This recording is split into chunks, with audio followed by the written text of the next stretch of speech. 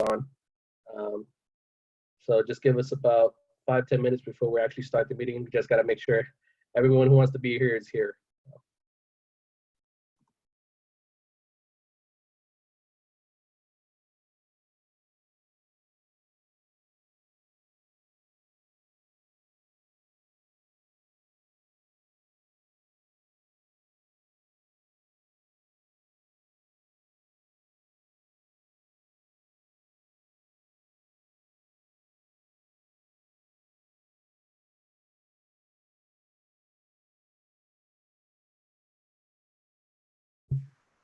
Mind if I look up a little bit? I have my laptop and then I have my TV on top. So pretty much the agenda today is pretty much to introduce ourselves. ASCWI is gonna introduce ourselves first, and then we'll go around and everyone introduce themselves.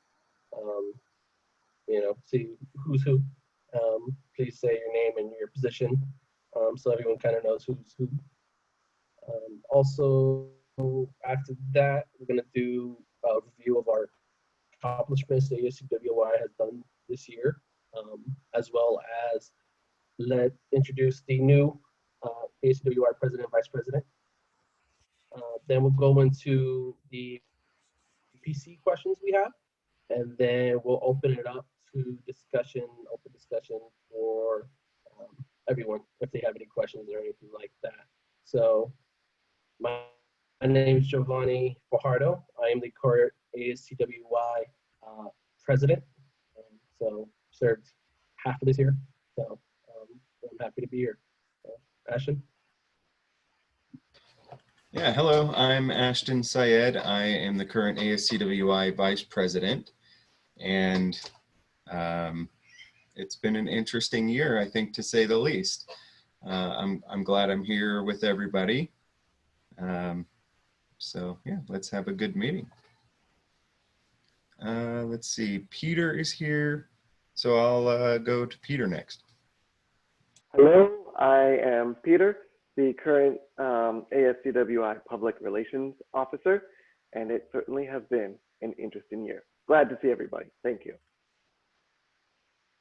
It looks like Ray's not here. She had some technical difficulties yesterday. So when she does get here, well, we'll let you guys know.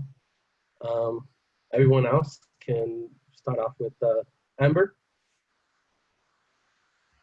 Hi, I'm Amber. I'm the Student Leadership Coordinator and I help advise ASCWI. Of course, Patrick. Hey everybody, my name is Patrick. I get to work with fun folks in student affairs and enrollment and student services. Chad? I'm Chad. I'm the Dean of Students, and I work with all of student affairs, so student engagement, ASCWI, disability services, veteran services, all of that fun. Denise?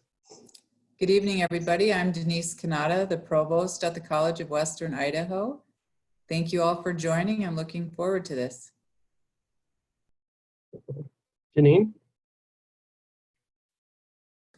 Hi, I'm Janae. I'm the Director of Financial Aid, and we're trying to get out some federal money as we are speaking.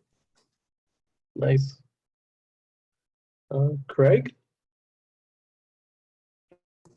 Did I say that right? I always have to remember to take myself off of mute. Yeah. Hi, everybody. Craig Brown, I'm the Executive Vice President of Operations. Awesome. Lillian, can you introduce yourself? Hi, Lillian Talley, Vice President of Human Resources. Awesome. And everyone else who doesn't have a video, just if they want to introduce themselves on the chat, they can. So some of the things that we have accomplished this year as ASCWI has been helping with the Mass Scout selection, Dean selection, Chad, who's amazing. He's been amazing this year. no doubt he's helped us with multiple things that we've been working on. I look forward to next year, even how everything's going to go. We also did the help designing the old student affairs office. Unfortunately, that's going to be pushed off to next year, as well as the patio design. Ashton really helped with that committee, but that's again pushed off to next year. A big thing that ASCWI, and this is a big thing that Ashton did, was redo the Constitution and bylaws. Ashton did an amazing job. Ashton, can you elaborate like how it was before and what you put into doing that? Yeah, sure. The bylaws and constitution were pretty outdated, and there was not a lot of consistency in the rules. Some of the content didn't even really make sense with being a two-year institution, and so we rewrote a lot of it, borrowed from a few other schools as a guideline to figure out kind of what the typical example of a student body government constitution and their bylaws looks like. And then we had kind of a rough year this year, so we wanted to make sure that the systems for accountability in ASCWI were there and were clear and actually enforceable. I know one of the things we did was to basically enhance the, or I guess shorten the time frame that it takes if somebody just decides they're not going to participate in their role. Before, there wasn't a lot anybody could do, and so we wanted to make sure if there's issues with ASCWI or a person in it, that there's some speedy resolution in the interest of ASCWI and the students and the institution itself. That's pretty much where we went with our modifications and rewrite, and we'll be revising. I have some revisions to do, but we'll be publishing that here probably in the next week or so. Ashton, and just wanted to ask is how long do you think that took over the semester? And I really got to thank Amber for helping us with that as well, getting the verbiage right. But because she took hours with us. But how much approximately do you think it took to do all that?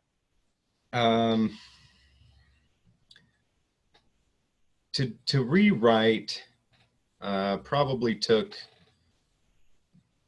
16 to 20 hours. To read through probably 40 times. I don't know that I could count the amount of time. It's a lot harder. I knew I wanted to improve it when I started, but I didn't realize how difficult that was going to be without going through it so many times that I had an intimate knowledge of where it was flawed. So it took quite a bit of time to read through and get a solid understanding of where things needed to be changed and why, and to have a justification for changing certain things. Yeah, thank you for that, Ashton. I just wanted to make sure because it was a huge accomplishment what you did, and you deserve the praise for that. Along with that, thank you. We did the signage for College Garden. We're actually still in the process of that. We weren't able because of this last semester being off campus. We had a couple projects on the pending, but because of the closing, we weren't able to finish them because we needed to be there. But I'm more than happy that we're able to do this town hall, and thank you all for showing up for it. With that, we'll go into the PC questions. And we do we have, how many people do we have from PC here today? Saying I see 2, possibly. I count 6, including 6? Patrick and Okay. Chad. All right, awesome. Oh, First question. never mind, 3. 3? Okay. All right, let's see, close that. Let me bring up my questions. So, first question I wanted to ask PC, and this is mainly for people who don't know what PC is.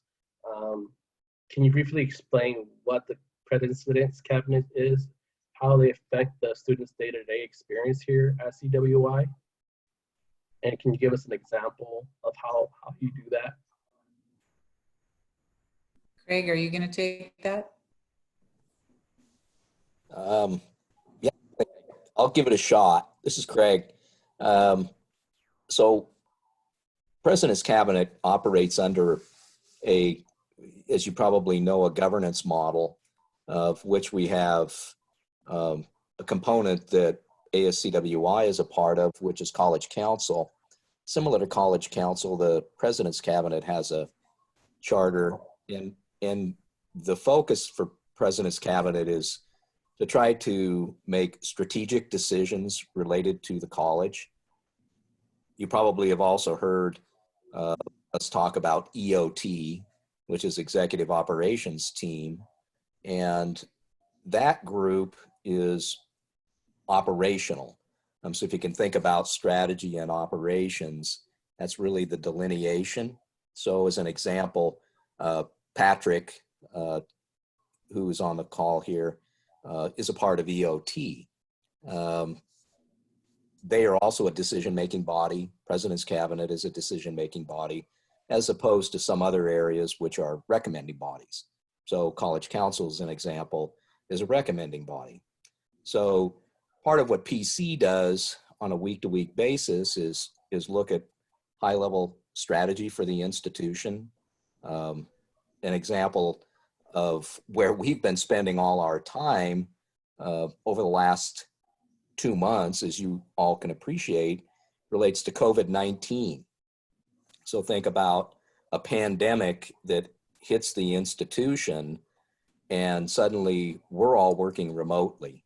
And President's Cabinet was literally on Zoom meetings just like this every morning, talking about how we're going to continue to operate and function. And in particular, back to the question of what does PC do to serve students, to try to figure out how do we continue to allow students in such a way to complete the spring semester, plan for a summer semester, and then begin to think about a fall semester.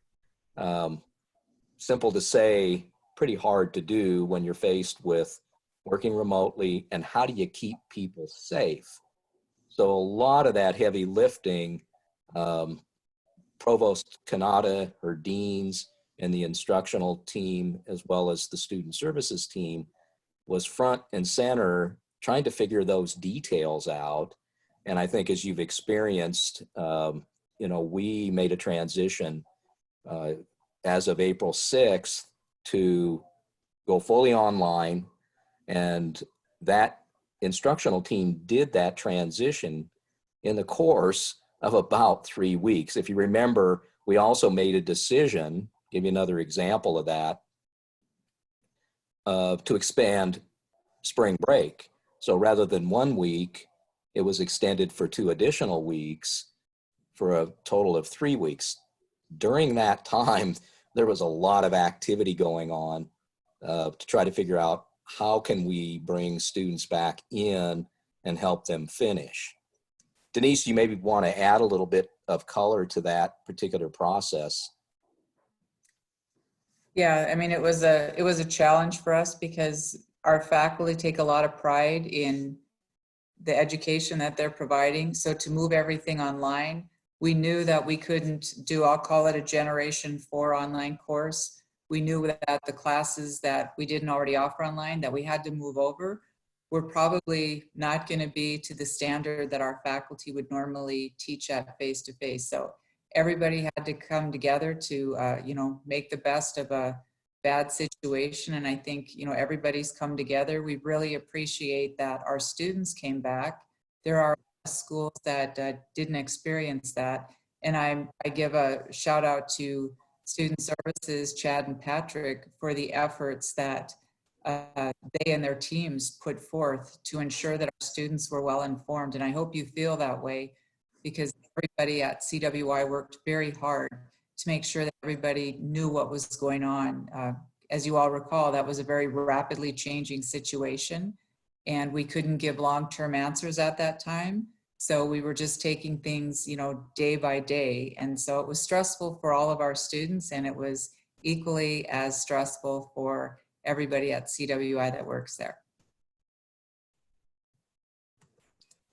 Thank So, you for that.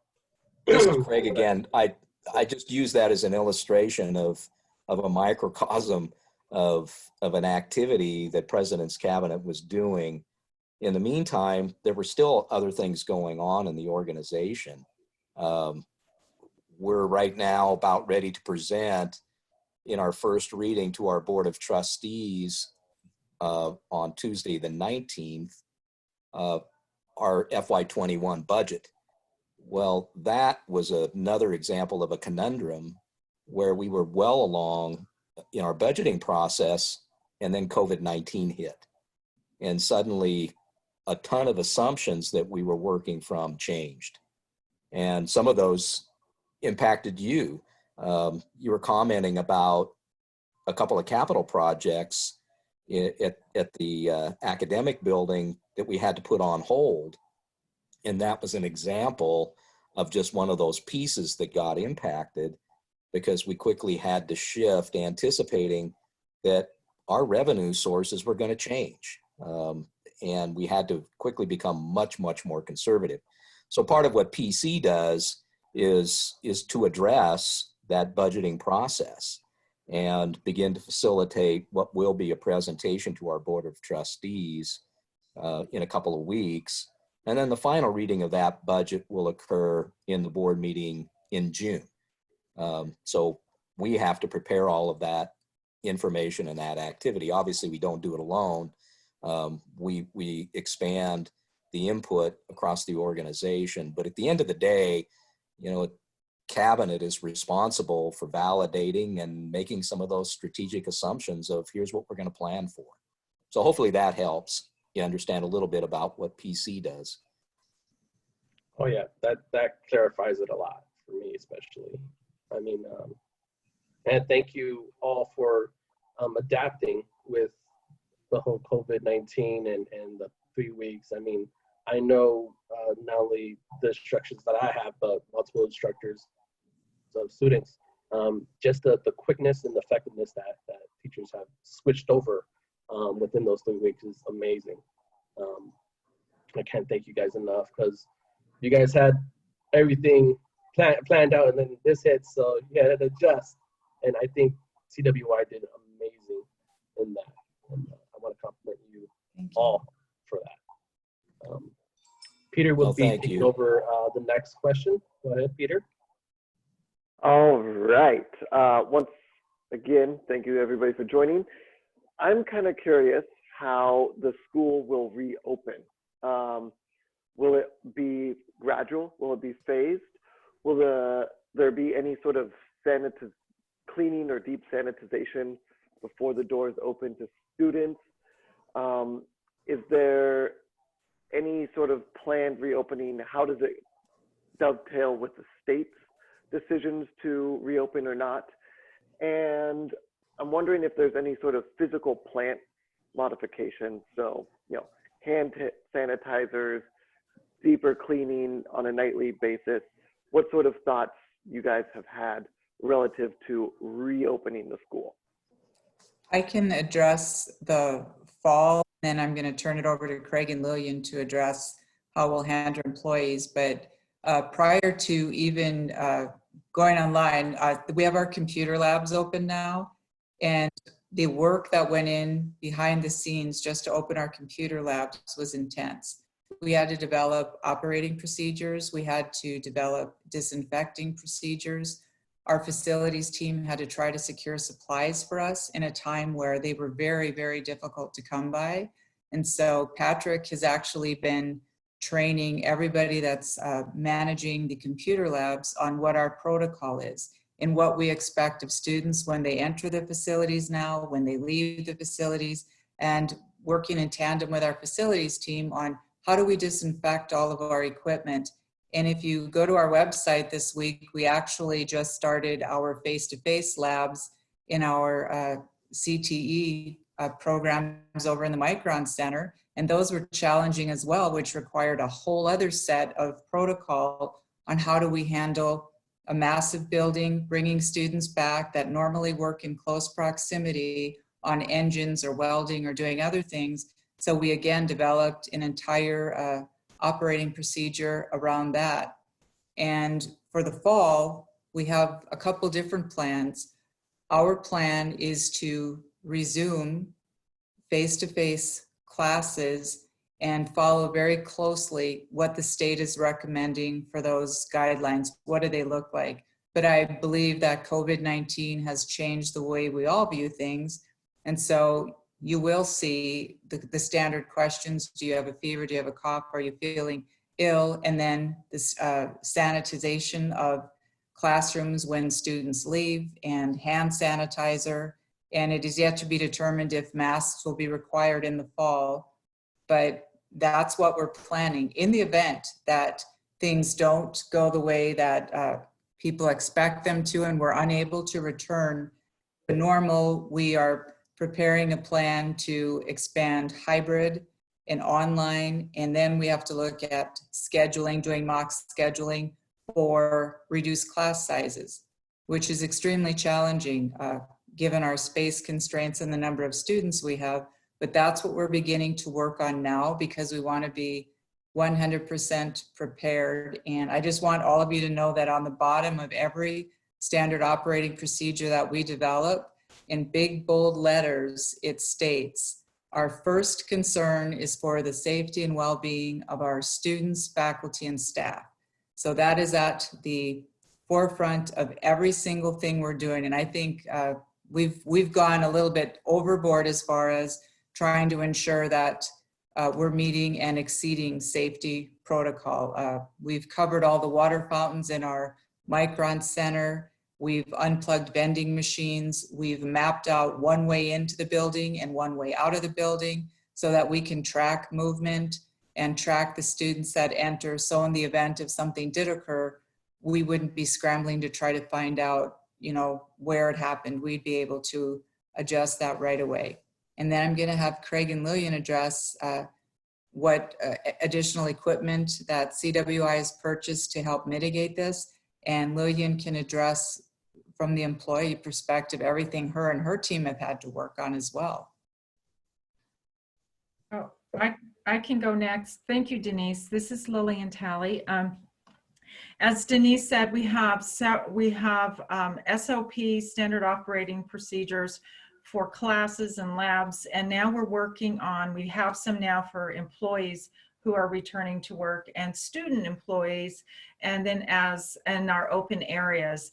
And so we continue to build those out, and those are being built around CDC guidelines. Today we just got some very good guidance from the state of Idaho which they've also gotten from the other states and CDC. So we're trying to stay aligned with what the rest of the world is doing. So we'll be looking at things, for instance, with our employees and for our safety of our students, putting up the shields in those areas, the one-stops where we have students sitting across the desk from employees. So we'll be looking at what kind of barriers can we put in place to ensure the safety of both our employees and our students. And then we have to back up even further and say, well, what about that lounge and waiting area? That is going to take on a new norm, and looking at learning from other organizations and industries, the couches that exist, for instance, in the Micron area and in APEN, we're probably going to have to do away with a lot of that lounge area, the couches, in order to get the social distancing. What we're finding is the guidance is fabric couches that different people sit in all the time. That needs to be looked at and maybe removed for chairs that can be wiped down. What about people who have asking people to make appointments, and then where do they wait while it's time for their appointment? So we're setting up all of those guidelines right now. In addition to how do we sanitize continually when we have students revolving into those open spaces. So we're looking at all of that. We're looking at standards that have already been applied in many parts of the country and in parts of Idaho, and are going to learn from them, take best practices, and there is a lot of best practice. We don't necessarily have to reinvent the wheel, but we have to adapt the best and do it quickly. And we are looking at those areas where students will need to come back or will be allowed to come back, and our employees will be there, and those interaction spots, and how can we keep everybody safe. So what you'll start seeing are those shields like you see some now in the stores, the big white clear acrylic shields. You'll see stickers on the floor and tape on the floor that designate what's 6 feet away, so that you'll be asked to stay within the parameters of the tape. We won't see those kind of lounging areas anymore. And when we do see them, they'll be they will hold far less students and employees than they do now. They will have lots of sanitation devices around, so that we can continually sanitize when people leave. So we are looking at our new norm, and we will be ready for when we start needing to interact with each other. So that's all I have for now. If there are any questions, if not, I'll turn it over to Craig.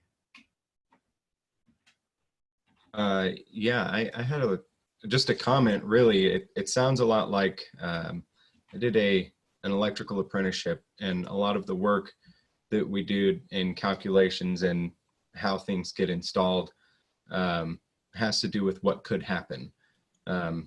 As far as reducing the lounge areas, it makes sense. You design it or redesign it, I guess, so that nobody can really violate those rules or the social distancing protocols. So it sounds like you guys are doing a fantastic job, but I just wanted to comment that. Yes, yeah, that's a very good observation. That is, I think what I've seen myself at the store, and many of you maybe when you need to go into the grocery store, I think we all know we're supposed to stay within on the outside of that 6 foot distancing. But as human beings, and we've been so conditioned to not, that it's easy to drift into that without meaning to. So we're going to set the environment up, just as you said, to help people not even have to think about it. It will just happen for them. So very good observation. Yes. You mentioned egress from the building. I'm wondering if you've thought about an emergency situation where students had to egress very quickly, and if there's any modifications to those plans. Well, that's a very good question. I can't say that we've thought of all of that yet. We have our executive operations team. Patrick is a member of it, and they are in the process of putting together those the criteria and looking at all of the standard operating procedures. And we'll make sure that that's one of the things that is addressed as well and looked at, and so that we have a plan. Thank you. So let me just add to that. This is Craig. One of the things we have to do by the nature of our building codes is we have to maintain certain egress standards. So in the event of fire or anything like that. So what it means is really all exit environments in the buildings have to be maintained. It would be impossible, nor would we ever want to suddenly lock those doors and then limit where people could get out of a building. So Those doors have what's called panic bars, quick releases on those for emergency egress. That'll all remain. In the case of an emergency, let's just say it's a fire, we're going to have to let people get out of the building in the most expedient direction as they can, as opposed to saying, well, you came in one way and the only way out is to go the way we've directed you. That just won't work. So there's going to be some common sense we have to continue to maintain. We can't lock those buildings down. When we have people in them, they just have to have egress standards. Same thing with other life safety systems in the building, like emergency notifications, strobes, horns, all that will remain operational as if the building is fully occupied. So I hope that that helps maybe ease some anxiety that suddenly we're going to have people piled up at a door that is locked because it's the quickest way to get out. That's not going to be the case. We have to maintain those access and egress points. What we will do is direct people on a normal day under normal conditions in those pathways that we just talked about. So the other thing I think that was asked early on in this question was, is this going to be a gradual transition, or are we going to pick a date and then say, okay, everybody back? And I can tell you, President's Cabinet is struggling with that question because this is changing almost on a daily basis. We, like everybody else, are watching, the crush the curve process and what's happening in terms of community spread and trying to gauge what that looks like. As Lillian pointed out earlier, we're going to be pretty conservative about how we take this on. And I will tell you, for most people, including students, faculty, and our staff, it's going to feel very gradual. It's going to take us a period of time. What we've not committed to is to say, by this date, it's business as usual. We just cannot do that because there's just too many unknowns.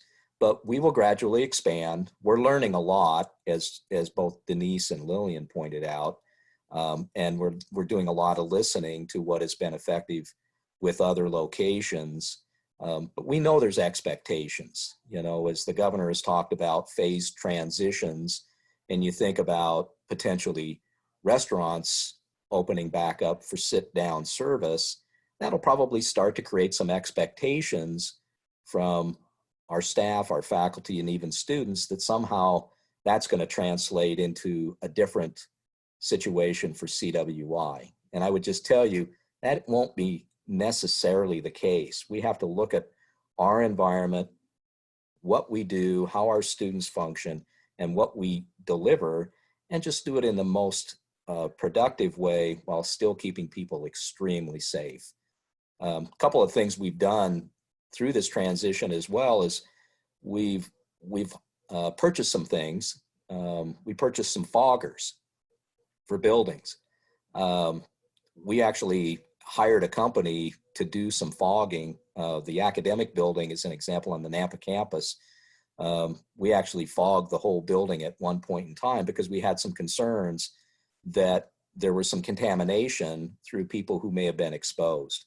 Well, we now have the capability to go into a building, evacuate the building, we don't want people in it, and through the HVAC system, fog that building in a matter of hours and virtually decontaminate, if you will, that entire building.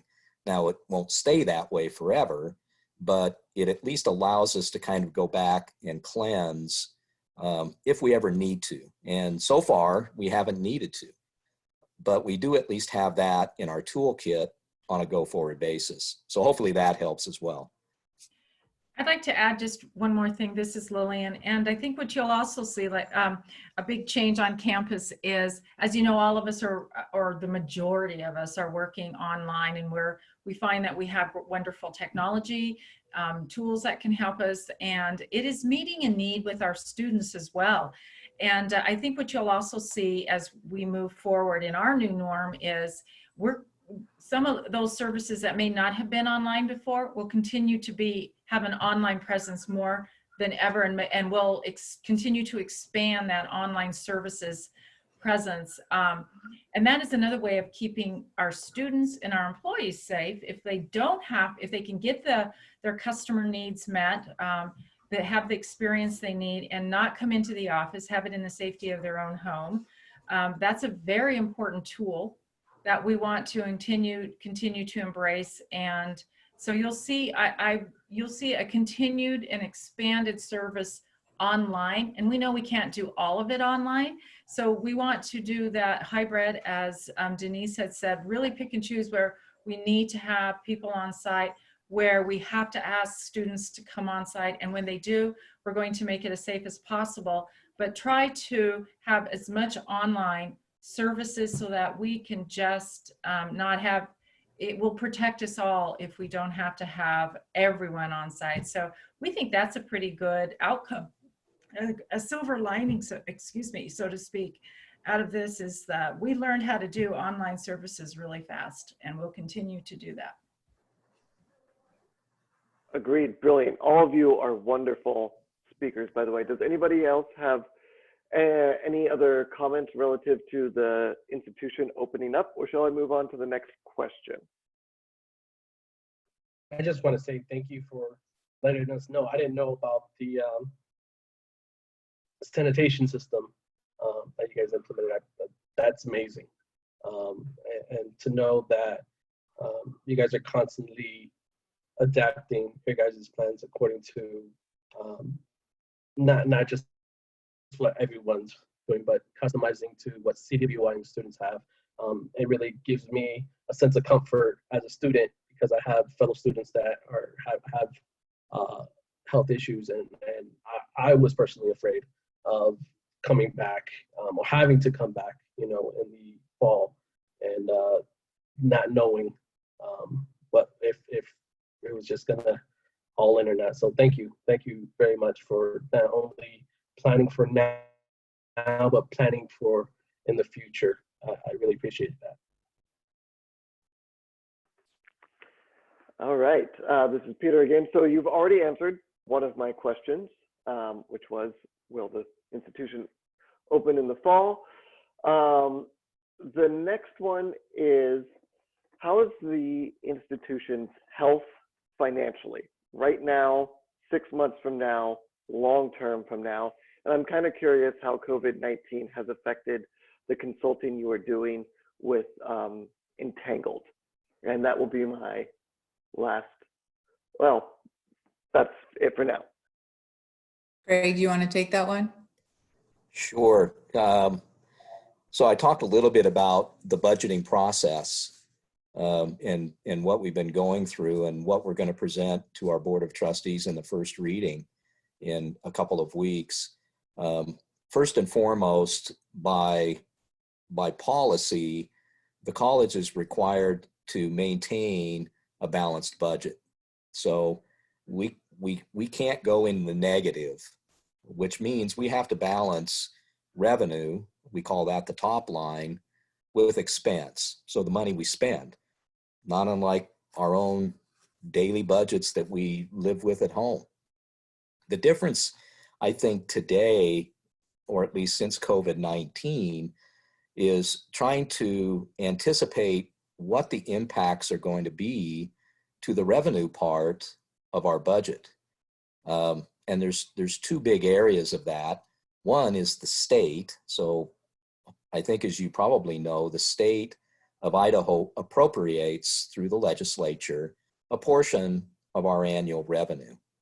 And that appropriation was done at the end of March. Then COVID-19 happened. So the governor has quickly tried to react to what is going to happen to state revenues and the state budget, because that's going to start to filter down to all the state agencies. College of Western Idaho is just one of them. Department of Corrections, Department of Health and Welfare. There's a whole cadre of other impacted entities. And so we've received some guidance that has suggested a reduction in that state appropriation, and additional guidance on, and you need to plan for a more reduced appropriation sometime in the future. We don't know when that's going to be. So that's one revenue issue. The other is, quite frankly, tuition and fees. And in trying to forecast what's going to happen to our student population because of COVID-19, all the things that we were just talking about that could impact, you know, whether a student feels safe and comfortable, and what's going on to that student from a financial point of view. You know, people have lost their jobs. There's things happening in their lives that we know are going to impact. So we've taken a pretty conservative approach in ratcheting down, if you will, our forecast on revenue. Well, as soon as that happens, then we have to start controlling expenses. And we've done a great job of that. College of Western Idaho is in an awesome position. You probably have heard, you know, through the news, some of the other sister institutions in this state, you know, kind of being in trouble, that this is really going to be a very negative impact to those institutions. College of Western Idaho is in great shape financially. And we are going to weather this, I predict, better than any other higher ed institution in the state, without having to do a lot of negative things that impact, you know, the delivery to students, impact jobs. Those are things that we're not interested in having to do. So we've done a great job of reducing costs. And I think for the most part for students, other than some of the capital projects that were mentioned earlier, you're not going to feel a lot of that implication. We're still going to have faculty, you know, we're going to deliver with the same ratios of students to faculty, all those things. And so if we've done our job well to the students, it should seem and appear very seamless. Thank you very much. That is it for the questions that I have. I will be handing it over to Ray. Before I get off, I would like to thank or congratulate Lydia and Joanne on winning the ASCWI presidency and vice presidency. Ray? Thank you. So my question is regarding the CARES Act. So I was wondering if the CARES Act funding is the same as the ASCWI grant that students have received earlier this semester. And then if it is, I was wondering how much is the funds that we'll be receiving, and what are the qualifications, and what would be the designated timeline? I'm going to ask Janae, you're on, right? Yes, I am. I can take that one. Perfect. So literally, as we're speaking, I am posting the initial CARES Act funding for spring semester. So you have to still be enrolled in spring semester. So you have to also be Title IV eligible and have completed all your documentations that are related to your FAFSA, and not in suspension for SAP. So all the things that qualify you for Title IV aid is how the Department of Ed established guidelines for getting that CARES Act funding out. So for that portion of students, and there's 4,523 of those students, we're awarding out on a tiered basis. So full-time will get 500, quarter-time 400, half-time 300, and less than half-time 200. So those funds are getting posted as we speak. So it'll go out in the next refund cycle that Student Accounts has, which is next Tuesday. We're also sending out in the morning an email that gives an explanation, a little more context of what that money was intended for, you know, covering the expenses due to this campus disruption related to COVID-19. But that'll go out to everybody. And if, perchance, students have a balance due that is still on the books for spring, this money will bypass that. So it won't go towards tuition and fees, it'll go straight in the pockets of students. We're looking at a similar tiered process for the summer semester, and we'll have to wait till about mid-June to get that out to make sure we've established Title IV eligibility for students.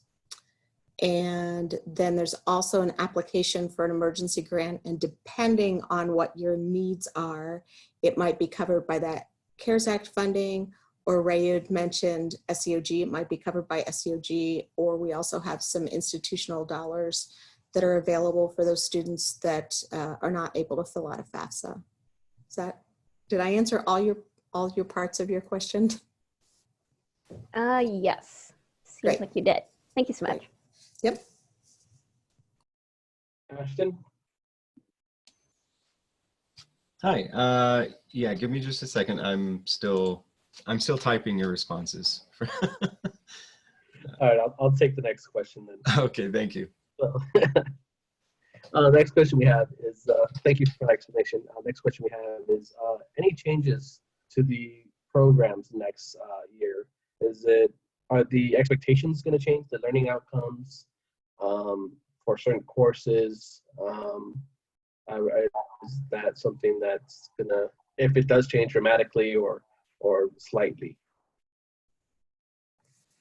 No, we haven't changed any of the program outcomes. What we did in March to accommodate COVID-19 and having to quickly transition online and losing a week was to shift the curriculum. We taught in an inverted style, meaning that classes with labs, we focused on the didactic and the theory portion up front, and then we pushed the lab component to the back so that we weren't compromising our students or they were unable to come in and complete their work. But for the fall, we would go back to our normal curriculum review process and realigning outcomes. And because we are moving a lot online, we are currently in the process of remapping all of our content, auditing all of our courses, because we need to ensure that every single course can serve in each modality that we'll be offering it in, which is going to be face-to-face, hybrid, and online. So there is going to be a massive undertaking going underway this summer. It will start, and it's going to take us probably a year, from end to end to get through the process. Wow, that sounds huge. Kudos to you guys, and yeah, thank you. I'll go ahead. Since Ashton's writing the notes on the next question, or does anyone else have any questions on that? Once, going twice. No? All right. Next, along what you just said, the online courses versus the in-person classes going forward for the summer and for fall. Are they still going to be fees with that added to it, or is there going to be a cost to the institution to host those classes? And is that cost going to reflect on tuition and fees prices? Well, we have not raised our tuition, and there are no plans to raise tuition for this upcoming year. Our online fee structure currently is applied to students that go online wholly. So we are looking at just readjusting that fee structure to help cover some of the technology costs. I don't recall if Craig mentioned, but even to do this online, it cost a lot of investment on the part of CWI. Servers were upgraded. Blackboard, our learning management system, was upgraded to ensure that they could handle all of the new access and content. And as soon as this term is over, we're going to be going to migrate to a SaaS system. So all of our content is going to be housed in the cloud. That's going to be a 2.5-week project that begins as soon as the term ends. So, it's a lot to maintain. We also are looking at expanding wireless access for our students to be able to get access around our buildings. So all of this, takes an investment. So we're just looking at and trying to equally distribute that fee for students without having to add additional fees to it. So we are currently writing a second portion of the CARES grant to try to offset some of those expenditures, because we realize for us to grow and for us to avoid another situation like this, we really want to provide quality and security to our students, which means laptops, stable learning management system, quality instruction, and then the technology for our students to be able to actually take those courses online. So we're just assessing everything right now. Nothing is written in stone, and there's no immediate changes coming. Awesome, thank you. To go along with that, with the upgrades that you're doing and the resources that you're providing, will there be any thing provided for faculty to change over to online, such as Zoom licensing, cameras, teaching how to use the technology, professional development, so faculty can be able to transition to the new formatting? Yes, all of the above. And we have a course that where we teach our faculty how to teach in the online modality, because it's a different methodology, and I call it e-certification, right? You can teach face-to-face, which is great if you're making eye contact with people. It requires a different skill set when you're in an online platform and you still have to make that human connection. So you can be a subject matter expert, but being able to transition that to a different format where people aren't looking directly at you and you're not seeing their body language is challenging for a lot of people. So that's what our focus is on. And I don't know, have any of you taken the online orientation or taken a look at that? So we just launched that, and that wasn't because of COVID. That was actually in process when COVID hit, and we were very fortunate to have that. But that's the kind of design elements that we're looking for. Interactive, chunking our content, making sure that the screen's pleasing to look at, looking at the font size, how much white space is behind what we're providing, and then giving students an opportunity to not just scroll and read, but actually engage in the content. So we are going to be spending a lot of time, as I stated earlier, moving from generation 1 courses that I call them to a much more robust, interactive, technology-driven class, and that will include ensuring that our faculty have the resources to be able to, adapt to that. And it's not going to replace our face-to-face, because there are people that are phenomenal face-to-face, and there are people that just adapt quickly to technology. So our faculty will be able to choose which is the best modality, because that way the students and the faculty benefit.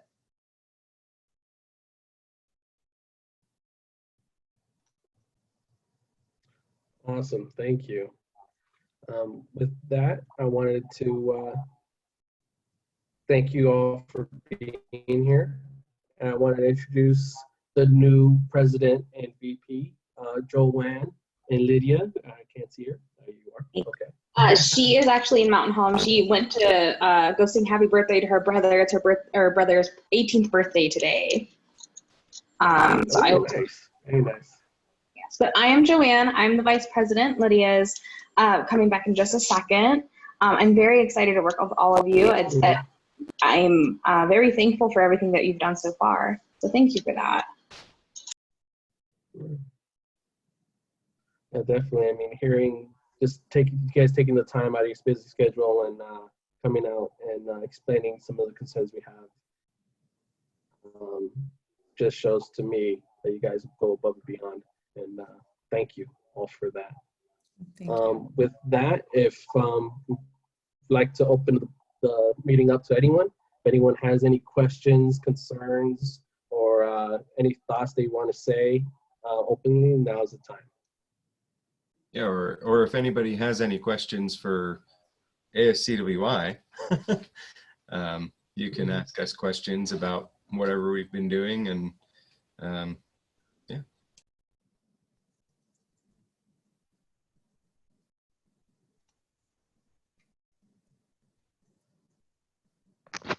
I didn't have any questions, but I just wanted to say thank you for the information given.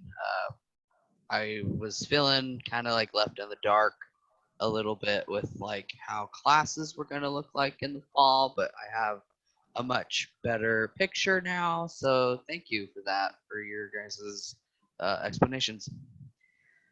Absolutely. And make sure you're always checking our COVID-19 page on our website. That's where we post all of our updates because of the fact that the information does change so rapidly. And I know Patrick and Chad and Luis send out communications as well. But if you're ever feeling frustrated and wondering what's going on, check that site because that's the first place that we'll post everything so that everybody, all of our external and internal constituents know what's going on. Okay, thank you very much. Sure. Thank you. And thank you, Lydia, for coming back. I heard your little brother has raised 18. Yes, yeah. He's enjoying turning 18 during COVID and graduation online, so. So you want to say anything? I already introduced you as the new president for next. Okay, I'm having technical difficulties. I'm Lydia Sherman. I've spent a good majority of my life in Idaho, currently a biology poli-sci major. Awesome. Awesome. So yeah, Lydia and Joanne are going to be the main points of contacts next year. So we're happy. I mean, great candidates, great. I have full hope and positive vibes for them for next year. So, and with that, if anyone has any more comments or questions, no, I think has anything else to say or wants to say anything. All right. Well, with that, I guess thank you all. I appreciate especially the Lady Sign Language and faculty and staff for being here today, being able to record this event and make this town hall, even with COVID-19, very informative and making us as students more comfortable with, coming back next year and this whole transition. I thank you all for your time. And like somebody have said, we're all in this together. Just be mighty. So thank you. Thank you. Thank you.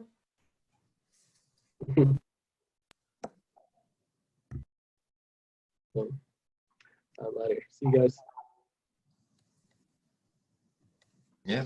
Thank you, everybody who joined us. Jeanette and Holly, if you could stay on just a few more minutes.